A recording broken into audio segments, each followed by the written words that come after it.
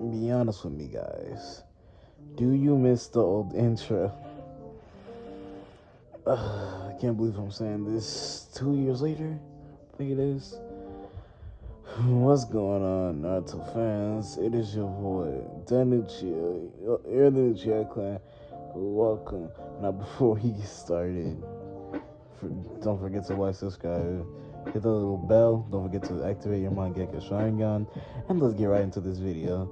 Of course, I had to say the old intro for the sake of this video because this is part 3 to a really nostalgic series on this channel. This is one of my first series that ever hit like 1K, so it's really nice to see that, or it's nice to feel the nostalgia of going back to an older series. So anyways, so this is part 2 to what if Naruto knew Minato was his father. And we left off after them finishing the bell test. So, everything happens as usual, except something is gonna happen after the Zabuza mission. We're not gonna talk about that yet. So, they do the regular missions as Team 7 like does in canon. They do the regular missions. However, they are much easier because every time Naruto got his hands on the cat, or not every time, the first time Naruto got his hands on the cat, he like put flying raspberry seal on it so he could catch it easier, right? And so like he just like made all the low rank missions that they were doing 10 times easier. And so when he something happened. Anyways, so when they do the lower rank missions, they're really easy.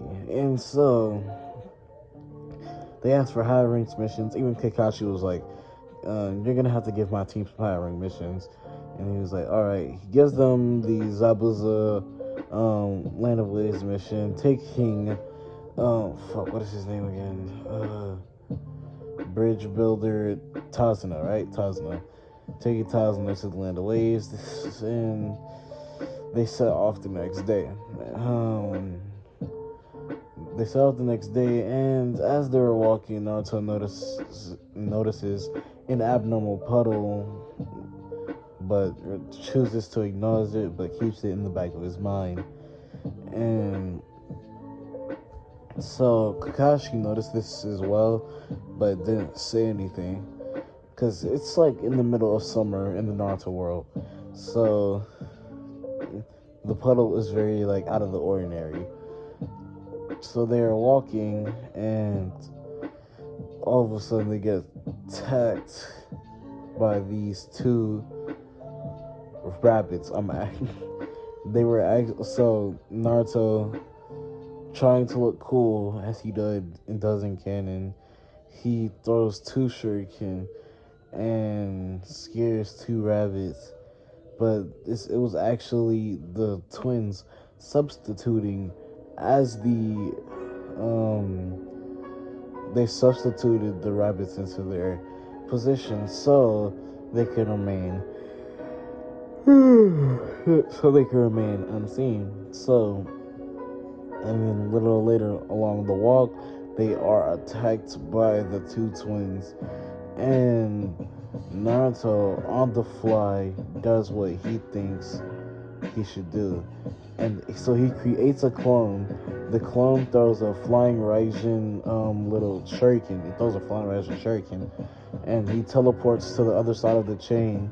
And they both throw a kunai in the chain, getting it stuck to a tree on both ends where the two twins were, so they couldn't move. And then Sasuke and Kakashi were just beating on the two brothers as they were stuck to the tree.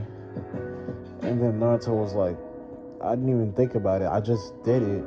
I didn't even know my clones could use the flying Raijin. So now he realizes that he should put that to more use. So as they're walking somewhere, they come across Zabuza, but Naruto senses a presence like a little less than a mile away, just watching, stalking them from afar. So what he does is, when Zabuza throws the sword from the tree, Naruto actually places a seal on it. He places a seal on it, and once he places a seal on it, Zabuza grabs it, and Naruto just smiles. Every time Zabuza swung at Naruto, he'd just throw a kunai and teleport to it. So he threw a bunch of kunai all over, like where they were fighting, so he could just teleport around. And so once Zabuza finally, tried, like, was about to catch Naruto disappeared. He's like, wait, where could you possibly have teleported? And Naruto was standing on his sword. Zabuza was like, why is my sword slightly heavier? And he looks at the end of his sword, and he sees Naruto just standing there with the biggest smile on his face. Naruto kicks Zabuza. As Zabuza starts falling back from the kick, Sasuke does the kick that, like, I think it's called Primary Lotus, where, like, you kick him up in the air, right? Sorry guys, someone came in while I was recording, so I had to cut the video. But now I'm back. So, Sasuke kicked him up with the Primary Lotus, and then Kakashi was about to hit him right in the stomach with the nastiest Chidori like combo. But then the person came out of nowhere and explained that they were a Anbu member, and it's their job to deal with this sort of thing. So they just let him be. Naruto was kind of suspicious, and so he just sat there and let them be. But he kept the thought in the back of the mind that person said that they were in the Anbu for the hit and miss.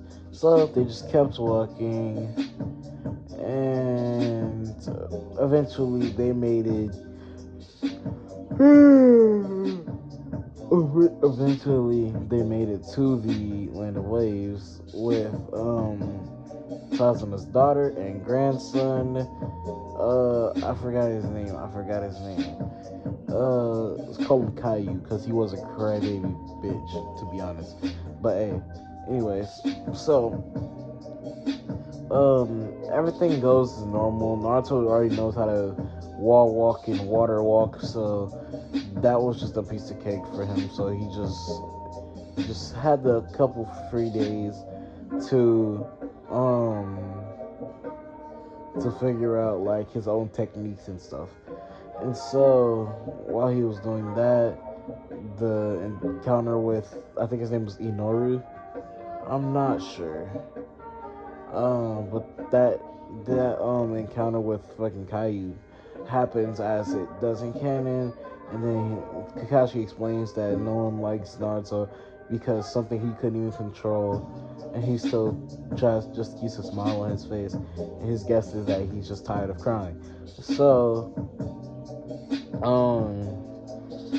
they go to the bridge one more time, and now it's Haku, Naruto, Sasuke. No, you know what I mean.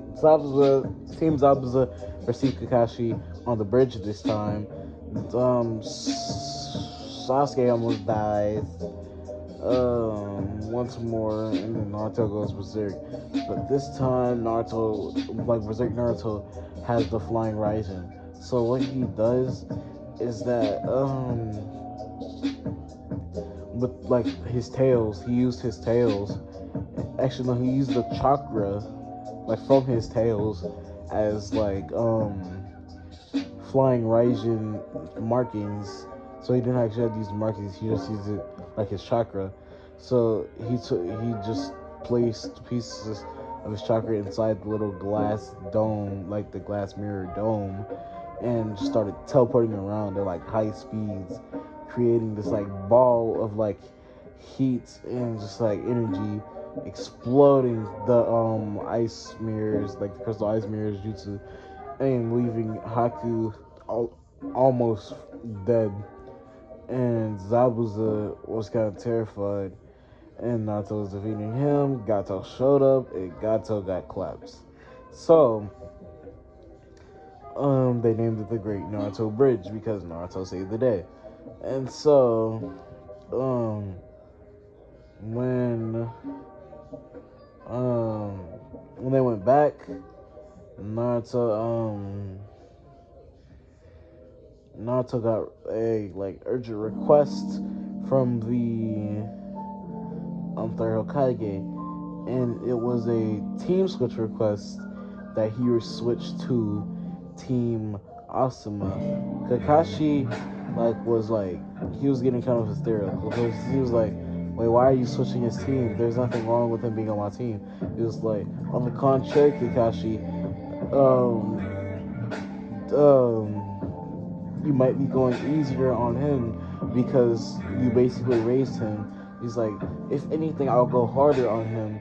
And then he's like, but then he also needs to train with people he hasn't trained with before because he's grown accustomed to your like sort of training methods.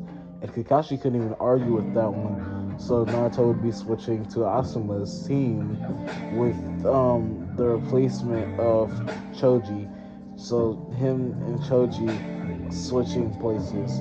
So Naruto is now on Team Asuma. So he goes to meet his new team, and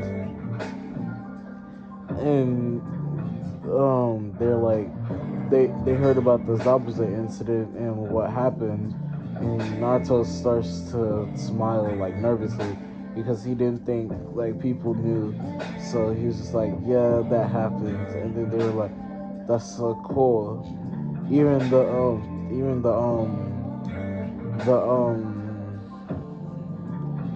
whatchamacallit, Sensei Asuma, even Asuma was surprised about like Naruto's feat.